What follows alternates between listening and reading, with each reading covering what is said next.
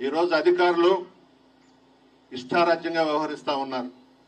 ఇద్దరు మాజీ మంత్రులు ఈరోజు ఇక్కడికి వస్తే ఎంపీడీఓని లేకుండా చేశారు. ఇక్కడ బుద్ధుందా నీకు ఎంపీడీఓ అని అడుగుతా ఉన్నాను నేను, సిగ్గుందా అని అడుగుతా ఉన్నా. ఎల్లకాలం ఈ ప్రభుత్వం ఉంటుందని అనుకుంటున్నావా నువ్వు? ఆ కొత్త వంగళ్ళు సర్పంచ్ని ఈఓ ఆర్డీ అంట, వాడు ఎక్కడి నుంచి వచ్చినాడో వాడినైతే మనం వదిలిపెట్టే ప్రసక్తే లేదు.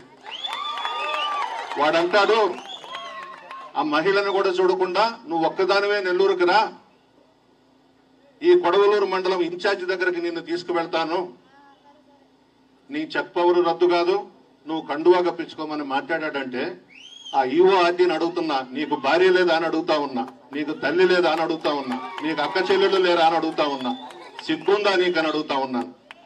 ఒక పేద మహిళ దళిత సర్పంచ్ని నువ్వు ఒంటరిగా రమ్మని నెల్లూరుకు పిలుస్తావా?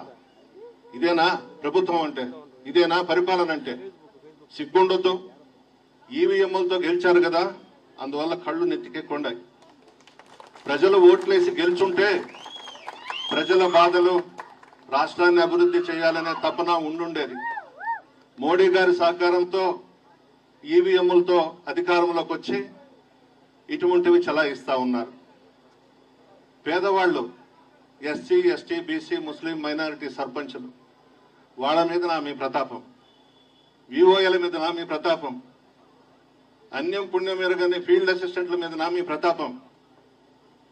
ఒక్కటే చెప్తున్నా, ఎలక్షన్స్ రాబోతా ఉన్నాయి 2027లోనే. మరలా జగన్మోహన్ రెడ్డి గారు ముఖ్యమంత్రిగా ఆ సీట్లో కూర్చోబోతున్నారు. ప్రజలందరూ కూడా ఇప్పటికే 8 నెలలకే విసిగి వేసారిపోయినారు ఈ ప్రభుత్వం మీద. ఎలాగో మీరెవ్వరూ కూడా తెలుగుదేశం పార్టీకి కానీ జనసేన పార్టీకి కానీ ఓట్లు వేయలేదు. మీరేసింది ఫ్యాన్ గుర్తుకే, మనకు వచ్చింది 40% ఓట్లు వచ్చినాయి. ఈవీఎంలను అడ్డం పెట్టుకొని అధికారంలోకి వచ్చి మన మీద పెత్తనం చేస్తా ఉన్నారు. అధికారులు గుర్తుపెట్టుకోండి, ఏ ప్రభుత్వం కూడా శాశ్వతం కాదు, అధికారం శాశ్వతం కాదు. మనం ప్రజాప్రతినిధులుగా ఎంపికైన తర్వాత అధికారులు మనం కలిసి నిజాయితీగా సేవ చేయాలి, కానీ ఇటువంటి దుర్మార్గపు పనులకు పూనుకోవడం మంచిది కాదని చెప్పి హెచ్చరిస్తూ, ఇప్పటికైనా నిజాయితీగా వ్యవహరించండి అని చెప్పి కోరుతూ సెలవు తీసుకుంటూ